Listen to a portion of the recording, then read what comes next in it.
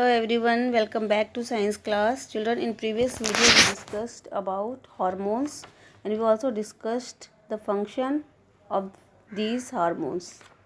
Okay, so let's know how can one determine the sex of the baby. Inside the fertilized egg or zygote is the instruction for determining the sex of the baby, and this instruction is present in the thread-like structure called chromosomes in the fertilized egg. जब egg fertilize होता है मतलब egg और sperm जो है आपस में मिलते हैं, फर्टिलाइज्ड होते हैं, तब क्या बनाते हैं? ज़ाइगोट बनाते हैं। ठीक है, तो ये जो इंस्ट्रक्शन होता है कि सेक्स बेबी का क्या होगा, ये डिपेंड करता है कि जो उसमें क्रोमोसोम प्रेजेंट होता है, न्यूक्लियस में जो क्रोमोसोम प्रेजेंट होता है उसमें ये इंस्ट्रक्शन छिपा हुआ रहता है। ठीक है, जैसे कि हम सब जानते हैं कि एक सेल में न्यूक्लियस होता है, न्यूक्लियस के अंदर क्रोमोसोम भी होते हैं और क्रोमोसोम कैसे होते हैं? वो थ्रेड लाइक स्ट्रक्चर होते हैं। तो उस क्रोमोसोम में ये इंस्ट्रक्शन छिपा रहता है। अब क्रोमोसोम कितने होते हैं? Chromosome are present inside the nucleus of every cell and all human being have 23 pair of chromosome in the nucleus of their cells. मतलब एक ह्यूमन बॉडी के न्यूक्लियस में कितने क्रोमोसोम होते हैं? 23 पेयर। टोटल मिला के कितने हो गए? 46 क्रोमोसोम हैं।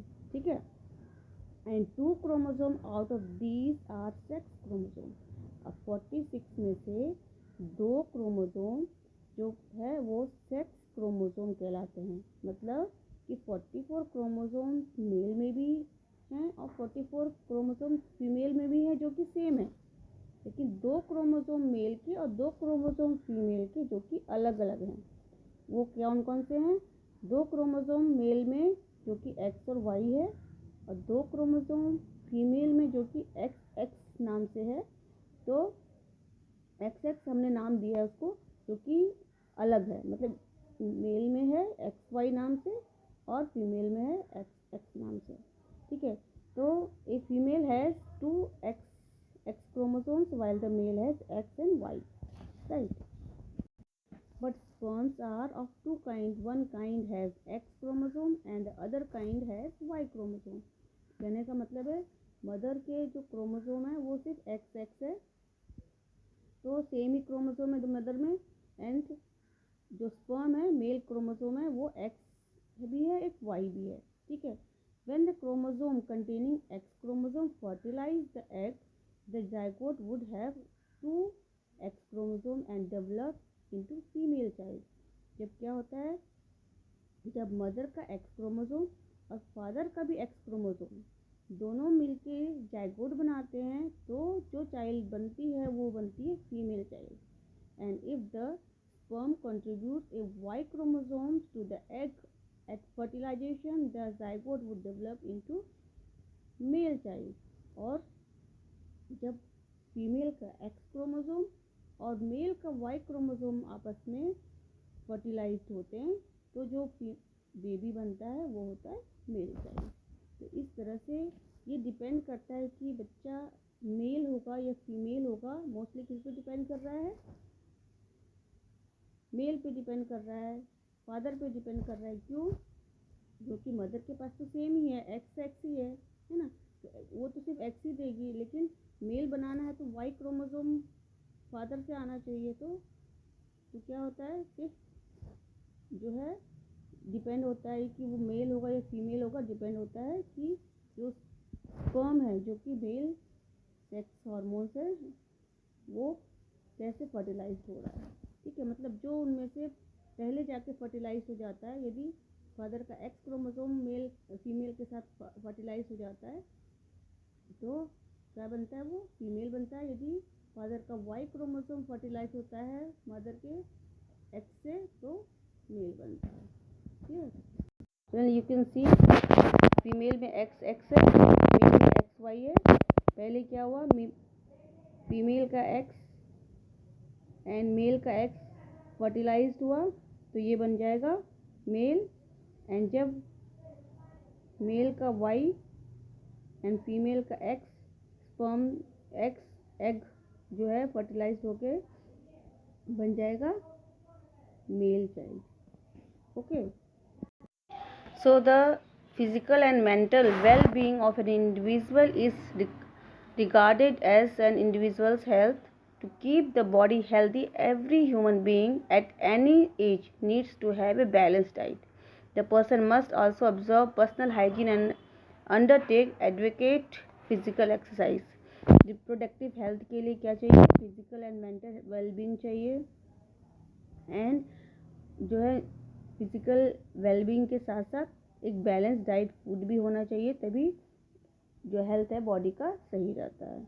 Okay, so children, health is wealth. So अपने हेल्थ को अच्छे रखने के लिए we should take balance diet. जैसे कि आपको पता है बैलेंस डाइट क्या होता है.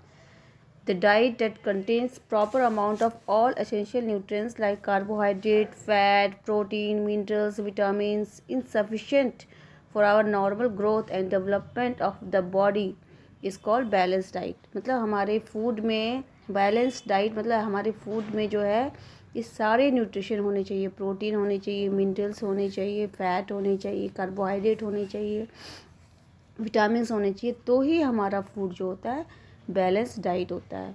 ओके, जैसे कि पता है कि कार्बोहाइड्रेट्स किस में होते हैं. कार्बोहाइड्रेट्स होते हैं शुगर में, राइस में, है ना. और फैट किस में होते हैं? बहुत सारी चीज़ों में होती है, बटर, घी, ऑयल. उसी तरह से protein milk, meat, nuts, pulses, इन सब में प्रोटीन होते हैं, है ना. और जैसे आयरन रिच फूड हमें लेना चाहिए, उसके लिए green leafy vegetable, jaggery, amla are good for adolescence. Iron helps to build bones and blood. ठीक है ना, आयरन्स रहेगा तो हमारा ब्लड बहुत अच्छा बनेगा. And we should never replace regular meal by chips, packed और कैंड फूड, बर्गर और नूडल्स. इन सब चीज़ों का इस्तेमाल कम करना है. इसके बदले हमें बैलेंस्ड फूड लेना है.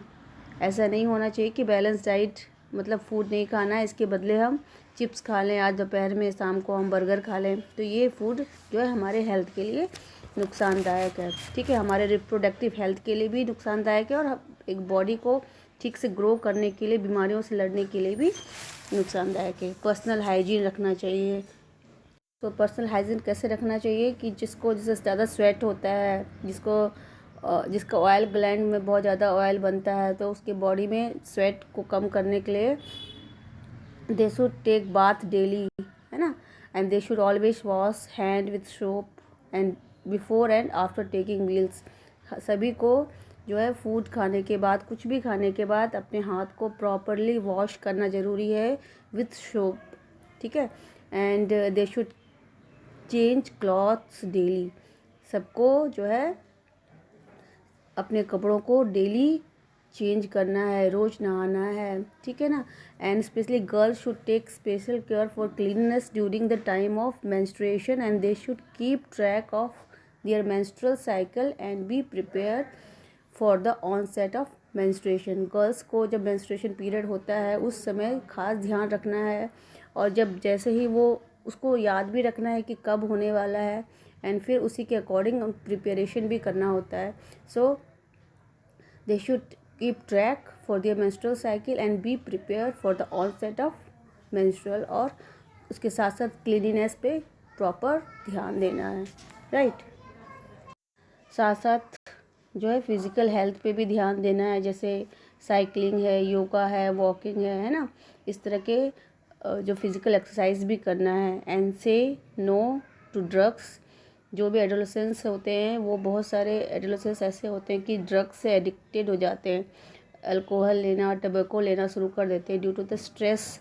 क्योंकि जैसे एडोलेसेंस में हमने पढ़ा है कि स्ट्रेस होना नॉर्मल बात है, तो उसको स्ट्रेस को कम करने के लिए बहुत से एडोलेसेंस जो है गलत तरीके का इस्तेमाल कर लेते हैं, और वो ड्रग्स लेना शुरू कर देते हैं. Sometimes due to the adventurous spirit, मतलब उनको जानने की इच्छा होती है कि क्या होता है, तो एडवेंचरस के रूप में वो इस चीज़ को गलत रूप में ले लेते हैं. And positive adolescence must say no to drugs. जो एडोलेसेंस पॉजिटिव होंगे वो क्या करेंगे, वो ड्रग्स, अल्कोहल और टबैको को कभी भी हाँ नहीं कहेंगे, कभी भी यूज़ नहीं करेंगे, because these thing cause many physical and mental diseases.